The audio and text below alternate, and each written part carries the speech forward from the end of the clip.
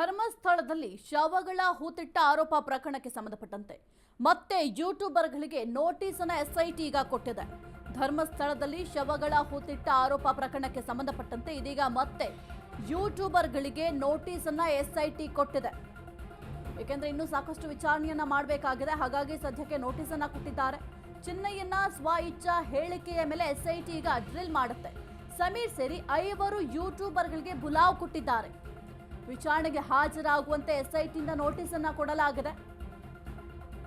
ಷಡ್ಯಂತ್ರ ರೂಪಿಸಿದ್ದ ಆರೋಪದ ಮೇಲೆ ಎಸ್ಐಟಿ ವಿಚಾರಣೆಯನ್ನ ಮಾಡುತ್ತೆ. ಧರ್ಮಸ್ಥಳದಲ್ಲಿ ಶವಗಳ ಹೂತಿಟ್ಟ ಆರೋಪ ಪ್ರಕರಣಕ್ಕೆ ಸಂಬಂಧಪಟ್ಟಂತೆ ಇದೀಗ ಮತ್ತೆ ಯೂಟ್ಯೂಬರ್ಗಳೇನಿದ್ದಾರೆ ಅವರೆಲ್ಲರಿಗೂ ಕೂಡ ನೋಟಿಸ್ ಅನ್ನ ಕೊಡುವ ಕೆಲಸವನ್ನ ಎಸ್ಐಟಿ ಈಗ ಮಾಡಿದೆ. ಚಿನ್ನಯ್ಯನ ಸ್ವಇಚ್ಛಾ ಹೇಳಿಕೆ ಕೂಡ ದಾಖಲಾಗಿದೆ. 164 ಹೇಳಿಕೆಯನ್ನ ದಾಖಲು ಮಾಡಿಕೊಂಡಿದ್ದಾರೆ. ಹಾಗಾಗಿ ಆತ ಏನೆಲ್ಲ ಹೇಳಿಕೆ ಕೊಟ್ಟಿದ್ದಾನೆ, ಹೇಳಿಕೆ ಕೊಡುವಂತಹ ಸಂದರ್ಭದಲ್ಲಿ ಯಾರ ಹೆಸರನ್ನು ಉಲ್ಲೇಖ ಮಾಡಿದ್ದಾರೆ, ಅದೆಲ್ಲವೂ ಕೂಡ ಇಲ್ಲಿ ಬಹಳ ಪ್ರಮುಖವಾದಂತಹ ಅಂಶಗಳಾಗುತ್ತೆ. ಅದರ ಬೆನ್ನಲ್ಲೇ ಸದ್ಯಕ್ಕೆ ಯೂಟ್ಯೂಬರ್ಗಳಿಗೆ ಎಸ್ಐಟಿ ನೋಟಿಸ್ ಅನ್ನ ಕೊಟ್ಟಿದೆ. ಷಡ್ಯಂತ್ರ ರೂಪಿಸಿದ ಆರೋಪದ ಮೇಲೆ ಎಸ್ಐಟಿ ವಿಚಾರಣೆಯನ್ನು ಕೂಡ ಮಾಡುತ್ತೆ. ಯಾಕೆಂದ್ರೆ ಇದೊಂದು ದೊಡ್ಡ ಷಡ್ಯಂತ್ರ ಅಂತ ಕೂಡ ಆರೋಪ ಕೇಳ ಬಂದಿತ್ತು. ಏನು ಧರ್ಮಸ್ಥಳದಲ್ಲಿ ಶವಗಳ ಹೂತಿಟ್ಟ ಆರೋಪ ಇತ್ತಲ್ಲ, ಈ ಒಂದು ಪ್ರಕರಣಕ್ಕೆ ಸಂಬಂಧಪಟ್ಟಂತೆ ಇದೊಂದು ದೊಡ್ಡ ಷಡ್ಯಂತ್ರ ಮಾಡಿದ್ದಾರೆ ಎಂಬ ಆರೋಪ ಕೂಡ ಕೇಳ ಬಂದಿತ್ತು. ಅದರ ಬೆನ್ನಲ್ಲೇ ಎಸ್ಐಟಿ ಕೂಡ ತನ್ನ ತನಿಖೆಯನ್ನು ಚುರುಕುಗೊಳಿಸಿತ್ತು. ಸದ್ಯಕ್ಕಂತೂ ಯೂಟ್ಯೂಬರ್ಗಳೇನಿದ್ದಾರೆ ಅವರಿಗೆ ನೋಟಿಸ್ ಕೊಡುವ ಕೆಲಸವನ್ನು ಕೂಡ ಮಾಡಲಾಗಿದೆ. ಚಿನ್ನಯ್ಯನ ಸ್ವಇಚ್ಛಾ ಹೇಳಿಕೆ ಕೂಡ ದಾಖಲಾಗಿದೆ.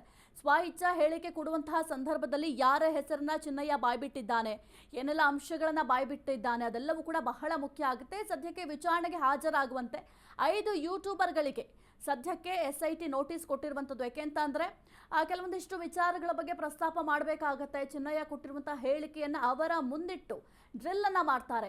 ಅವರು ಈ ರೀತಿಯಾಗಿ ಹೇಳಿಕೆ ಕೊಟ್ಟಿದ್ದಾರೆ, ಇದಕ್ಕೆ ನೀವೇನು ಉತ್ತರ ಕೊಡ್ತೀರಾ, ನಿಮ್ಮ ಹೆಸರನ್ನ ಹೇಳಿದ್ದಾರೆ, ಅದಕ್ಕೆ ನಿಮ್ಮ ಪ್ರತಿಕ್ರಿಯೆ ಏನು, ಅದೆಲ್ಲದರ ಬಗ್ಗೆಯೂ ಕೂಡ ಮಾತನಾಡ್ತಾರೆ. ಏನು ಷಡ್ಯಂತ್ರ ನಡೆದಿದೆ ಒಂದು ಧರ್ಮಸ್ಥಳ ಪ್ರಕರಣಕ್ಕೆ ಸಂಬಂಧಪಟ್ಟಂತೆ ಅಲ್ಲಿ ಬಹಳ ದೊಡ್ಡ ಷಡ್ಯಂತ್ರ ಆಗಿದೆ ಎಂಬ ಆರೋಪ ಅಂತೂ ಬಹಳ ದಿನಗಳಿಂದ ಕೇಳ ಬರ್ತಾ ಇತ್ತು. ಅದರ ಬೆನ್ನಲ್ಲೇ ಎಸ್ಐಟಿ ಕೂಡ ತನ್ನ ತನಿಖೆಯನ್ನು ಚುರುಕುಗೊಳಿಸಿತ್ತು. ಸದ್ಯಕ್ಕಂತೂ ಮಾಸ್ಕ್ ಮ್ಯಾನ್ ಏನು ಹೇಳ್ತೀವಿ ಚಿನ್ನಯ್ಯ ಇದ್ದಾನಲ್ಲ, ಆತನ ಸ್ವಇಚ್ಛಾ ಹೇಳಿಕೆಯನ್ನು ಜಡ್ಜ್ ಎದುರು ದಾಖಲು ಮಾಡಿಕೊಳ್ಳುವ ಕೆಲಸವನ್ನು ಕೂಡ ಮಾಡಿದ್ದಾರೆ. ಅವನು ಕೊಟ್ಟಂತಹ ಹೇಳಿಕೆಯ ಆಧಾರದ ಮೇಲೆ ಸದ್ಯಕ್ಕೆ ಯೂಟ್ಯೂಬರ್ಗಳಿಗೆ ನೋಟಿಸ್ ಅನ್ನ ಕೊಡಲಾಗಿದೆ. ಯೂಟ್ಯೂಬರ್ಗಳೆಲ್ಲರೂ ಕೂಡ ಯಾರಿಗೆಲ್ಲ ನೋಟಿಸ್ ತಲುಪಿದೆ ಅವರೆಲ್ಲರೂ ಕೂಡ ಎಸ್ಐಟಿ ವಿಚಾರಣೆಗೆ ಹಾಜರಾಗಬೇಕಾಗತ್ತೆ.